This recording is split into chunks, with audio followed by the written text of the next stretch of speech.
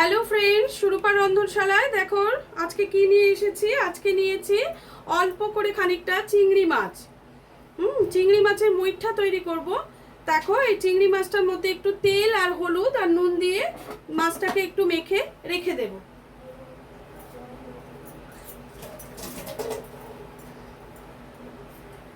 এটার মধ্যে খানিকটা তেল দিয়ে দিলাম,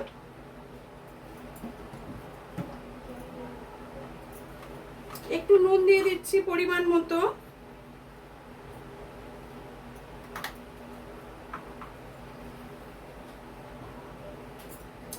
আচ্ছা আমি এই মাছটাতে তোমাদের হলুদটা আমি দেব না, আমি তেল আর নুন দিয়ে এটাকে ভালো করে মেখে বেশ কিছুক্ষণ রেখে দিচ্ছি।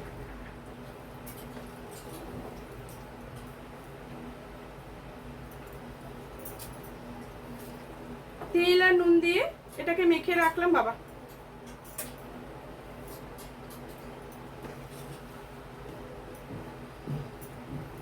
দেখো এটাকে মেখে আমি কিছুক্ষণ রেখে দিচ্ছি। এবারে মশলাতে আসা যাক। আমি এখানে একটা ফ্রাই প্যান দেখো বসিয়ে দিয়েছি। ফ্রাই প্যানটাকে একটু গরম হতে দেব। গ্যাসটা জ্বালানো আছে।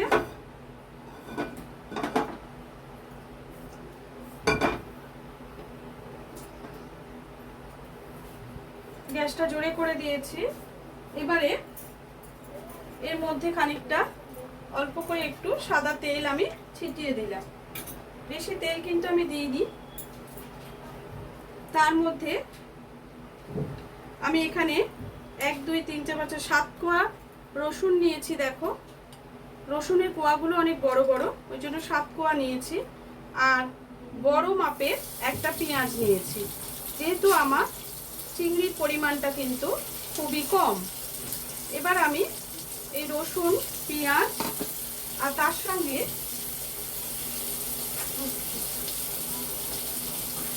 কিছুটা গোটা মশলা, যেমন একটু জয়িত্রী, একটু দালচিনি, একটু গোটা গোলমরিচ আর খানিকটা 4টে ছোট এলাচ এর মধ্যে দিয়ে দিচ্ছি।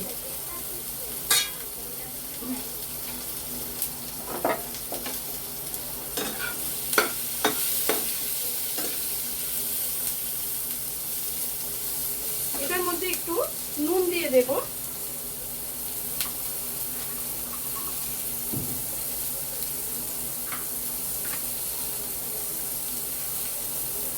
আর দিয়ে দেব কিছুটা কাজু বাদাম। দেখো এর সঙ্গে কিছুটা কাজু বাদাম দিয়ে দিলাম।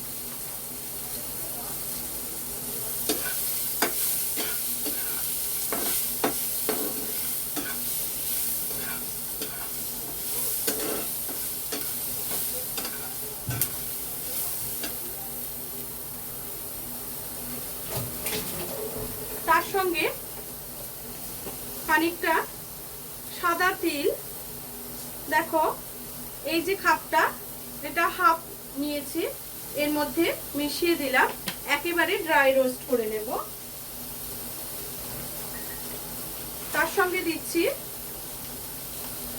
অল্প একটু মগজ দানা। সব একসঙ্গে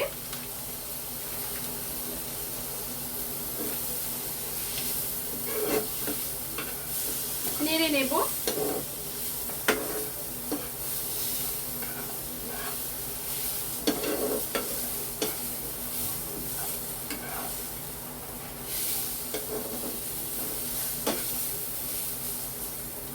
নিয়ে এটাকে একটু জল দিয়ে দেবো।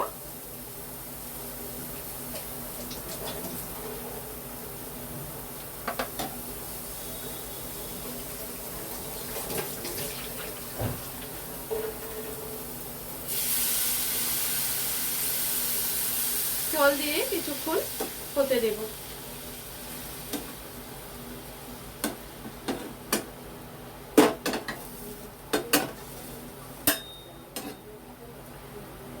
এখন কিন্তু আমি আদাটা দেব না, আদাটা আমি পরে দেব, কেমন? এটা ভালো করে একটু জল দিয়ে দিয়েছি, এটা সেদ্ধ হোক। তার মধ্যে আমি করব কি, এই যে চিংড়ি মাছটাকে এই বোলটার মধ্যে নিয়ে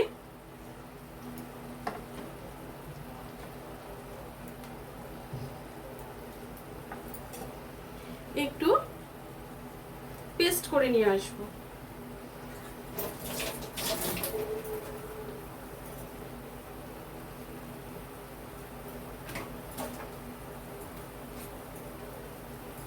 এতে কিন্তু জল পড়বে না, এটা শুধু পেস্ট হবে। আরেকটা জিনিস, এর মধ্যে আমি কিছুটা কাঁচা লঙ্কা দিয়ে দেব।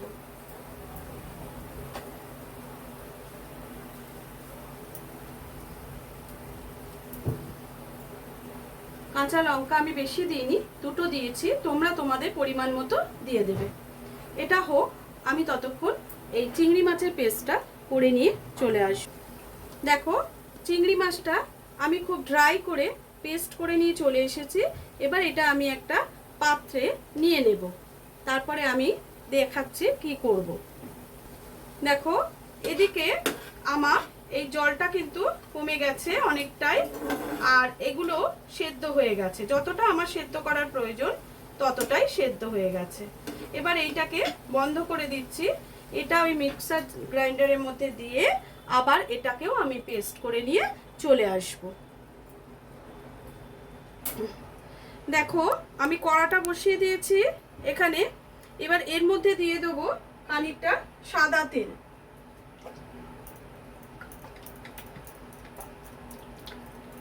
বেশ খানিকটা সাদা তেল আমি দিয়ে দিলাম, প্রায় 4 চামচ মতো তেল আমি দিয়ে দিলাম। টেবিল চামচের 4 চামচ তেল আমি কিন্তু এতে দিয়ে দিয়েছি। আর এখানে দেখো এটা তুলে নিয়েছি, এটা আমি এদিকে রেখে দিচ্ছি। এখন গ্রেভিটা আগে আমাকে রেডি করতে হবে। গ্রেভিটা রেডি করার জন্য আমি কড়াতে তেল চাপিয়ে দিয়েছি। এবারে এর মধ্যে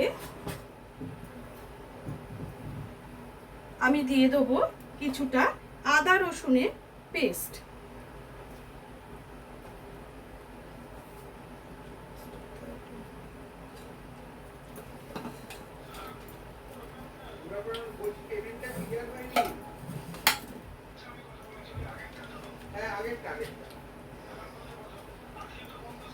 আদা রসুনের পেস্টের মধ্যে আমি সামান্য একটু জল দিয়ে তার মধ্যে একটু গোলমরিচ গুঁড়ো দিয়ে আমি তারপরে এটাকে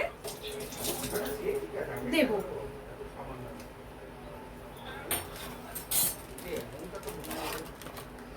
এই যে ব্ল্যাক পেপার আমি খানিকটা আদার মধ্যে দিয়ে দিচ্ছি। আদাটা তোমরা যে যার পরিমাণটা বুঝে দেবে, তোমাদের মাছের পরিমাণটা দেখে।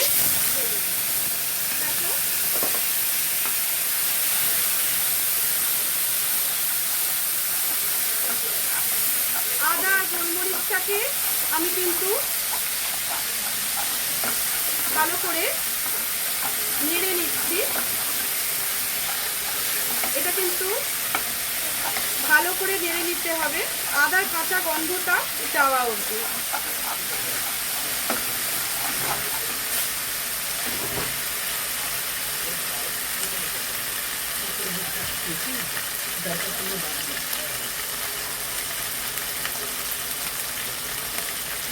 এতে আমি সামান্য একটু, খুব সামান্য জিরের গুঁড়ো দেব, 1/2 চামচের মতো।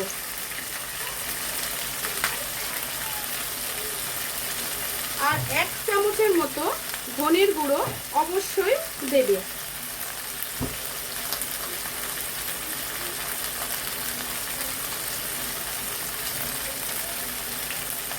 নুনটা প্রথমে কম দেবে, বুঝে শুনে সবকিছু দিতে হবে।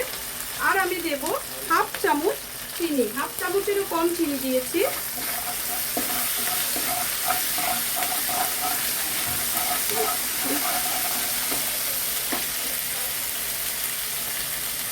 এবারে দেখো আমি যে মশলাটা ভেজে নিয়েছিলাম সেই বাটাটা রেডি হয়ে গেছে। সেই বাটাটা এখানে আমি অ্যাড করে দিলাম। এতে অনেকটা লেগে আছে, আমি জল দিয়ে এটাকে ওর মধ্যে দিয়ে দেব।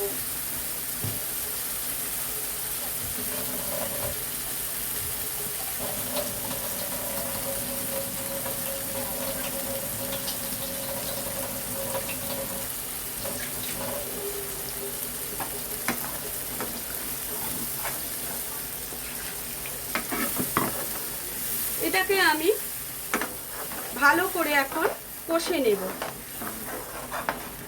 চিংড়ি মাছের মুইঠা খুব পুরনো দিনের রান্না। মা ঠাকুমারা এত সুন্দর করে এই রান্নাটা এত আদর যত্নে করতেন যে আমরা এই রান্নার কদর আজও ভুলিনি। তাদের ছোঁয়া কিন্তু এর মধ্যে থেকেই গেছে। এটা রান্না করতে গেলেই সব সময় ঠাকুমার কথা মনে পড়ে, মায়ের কথা মনে পড়ে, দিদার কথা মনে পড়ে। তারা এত সুন্দর করে, এত আদর মিশিয়ে, এত ভালোবাসা দিয়ে এই রান্নাটা আমাদের সামনে তুলে দিতেন। রেসিপিটা বা মেনুটা যে এক থালা ভাত নিমেষেই উঠে যেত।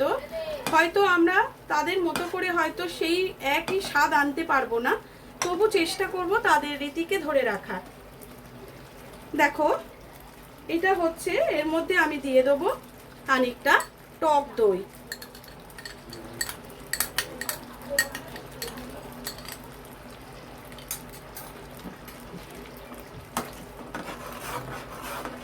এটাকে ভালো করে কষে নিতে হবে।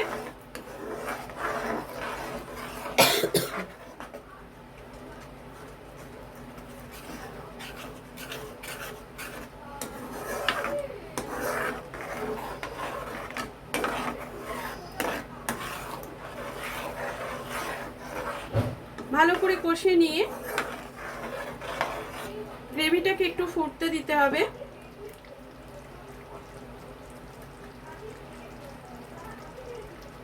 আঁচটা আমি কমিয়ে দিয়েছি। এর মধ্যে আমি কিছুটা এলাচের গুঁড়ো আর খানিকটা কার্ডামাম দিয়ে দেবো, সিনামন গুঁড়ো দিয়ে দেবো। কার্ডামাম দিচ্ছি আর সিনামন গুঁড়ো দিয়ে দেবো। দিয়ে দিলে এটা খুব সুন্দর সেন্ট আসবে।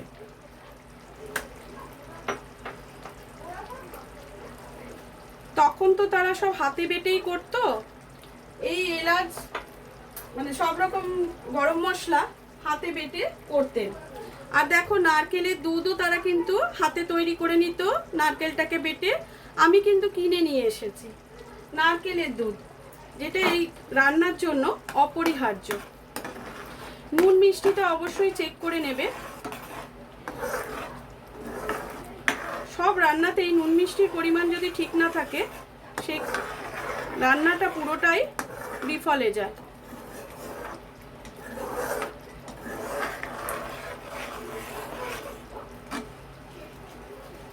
এসব রান্না করতে গেলে মায়ের কথা খুব মনে পড়ে। মায়ের হাতের ছোঁয়া যেন মনে হয় যেন মাই পাশে আছে, রান্নাটার জন্য আমাকে সাহায্য করছে। ভীষণ ভালো লাগে। ঠাকুমা দিদিমাদের হাতে খেয়েছি আর মায়ের থেকে শিখেছি, তাই মাকে ভীষণ মনে পড়ে এইসব রান্না করতে গেলে।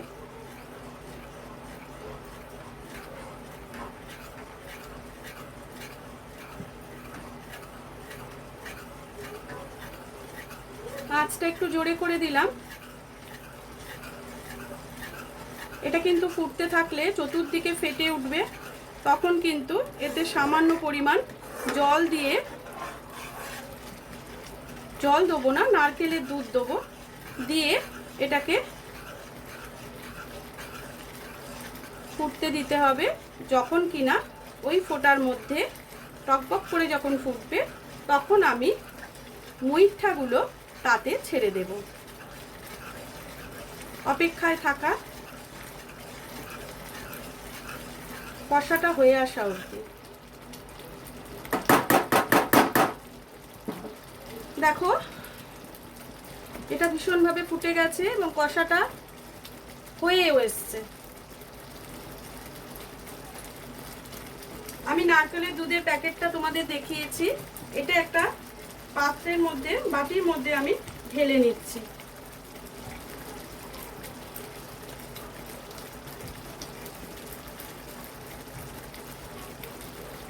এবার এর মধ্যে দিয়ে দিলাম নারকেলের দুধ। 1 বাটি নারকেলের দুধ আমি এতে কিন্তু দিয়ে দিয়েছি, যেটা এই মুইঠাতে প্রয়োজন,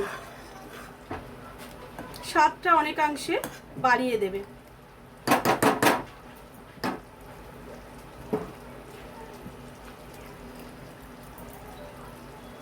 এবার এই বাটিটা ধুয়ে আমি সামান্য একটু জল এতে অ্যাড করে দিচ্ছি।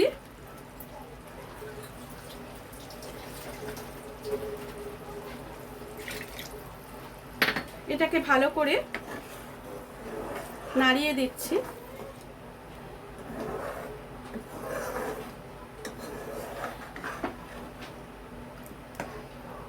কিন্তু আমার মনে হচ্ছে যে আরেকটু জল লাগবে।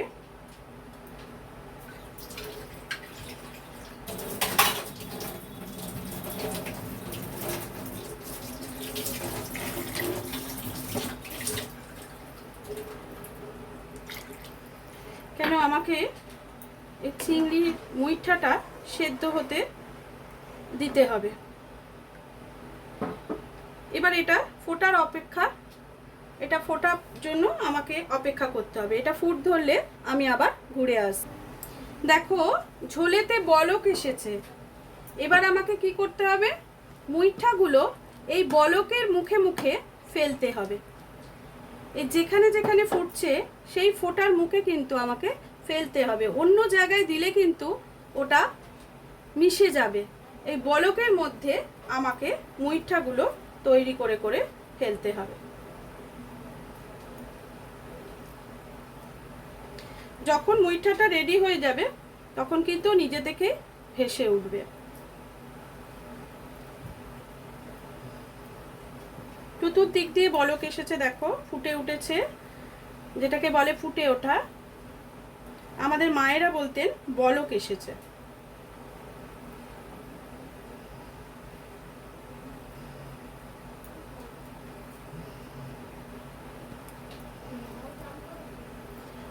খুব সুন্দর একটা রেসিপি।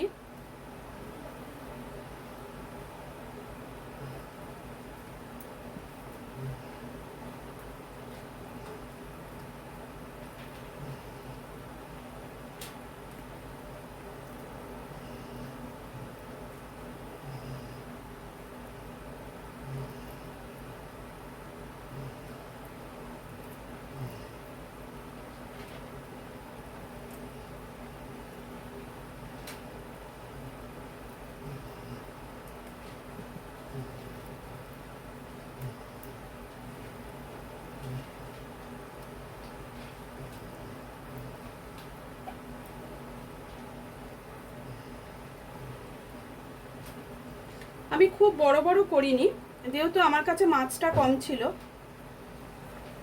তোমরা বড় বড় করে করতে পারো।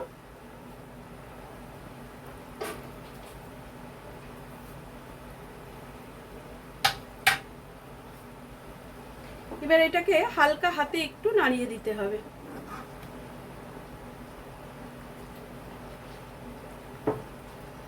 এটা কিছুক্ষণ হতে থাক, তারপর আমরা ঘুরে আসছি। দেখো এখানে এটা খুব সাদা হয়ে মানে যেন গ্যাজা ফুটেছে মনে হচ্ছে, কিন্তু এটার জন্য কোনো ভয় পাবে না। ওগুলো ভেতরে সেদ্ধ হচ্ছে, ওটাই এখন সেদ্ধ হয়ে যাবে। তখন কিন্তু এইগুলো ওপরে উঠে এসে গ্রেভিটা নিচে যাবে এবং তখন একটা সুন্দর টেক্সচার চলে আসবে। চিন্তা করো না, এটা কিন্তু একটু পরেই ঠিক হয়ে যাবে। কিছুক্ষণ ফুটেছে, আমি এখন একটু মুইঠাগুলোকে উল্টে পাল্টে দেব। দেখো মুইঠাগুলো আমি ছোট ছোট করে দিয়েছি, এবার ওগুলোকে একটু উল্টে পাল্টে দেব, যাতে সব দিকটা সুন্দরভাবে সেদ্ধ হয়ে যায়।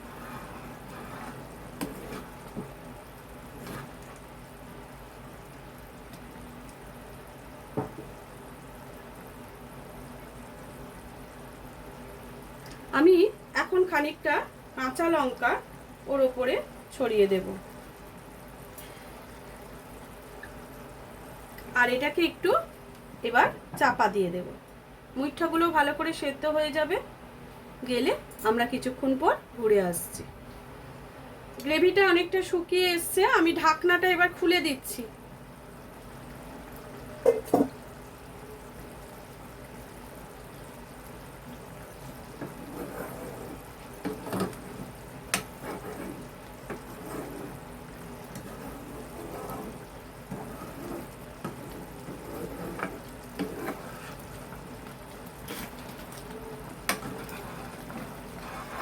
যেহেতু এতে বাদাম বাটা দেয়া আছে, তোমাদের একটু থেকে থেকে নেড়ে দিতে হবে, নালে কিন্তু তলায় লেগে যাওয়ার একটা চান্স রয়েছে।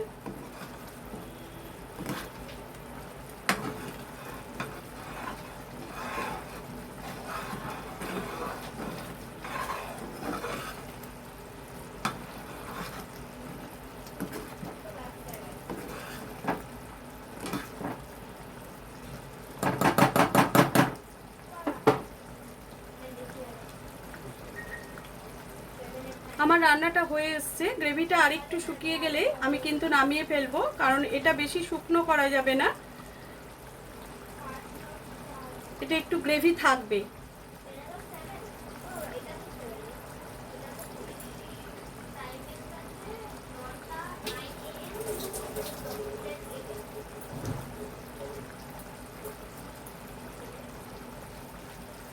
দেখো রান্নাটা কিন্তু আমার কমপ্লিট হয়ে গেছে, এবার আমি সার্ভ করে তোমাদেরকে দেখাচ্ছি।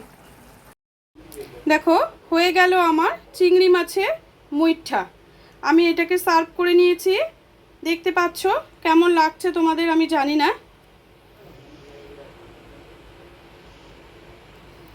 দেখো দেখতে পাচ্ছ টেক্সচারটা ভীষণ সুন্দর হয়েছে। আমি এর ওপর থেকে একটুখানি সিনামন পাউডার ছড়িয়ে দেব, এবং সেটা খুবই সামান্য।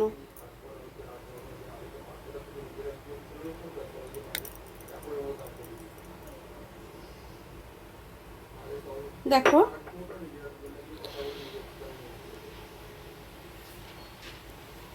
কেমন লাগছে বলো, তোমরা অবশ্যই এটা করো এবং খেয়ে বলো কেমন হয়েছে। কেমন? আজকের মতো ভিডিওটা এখানে শেষ করছি, আগামী দিন অন্য কোনো ভিডিওর সঙ্গে চলে আসবো তোমাদের কাছে।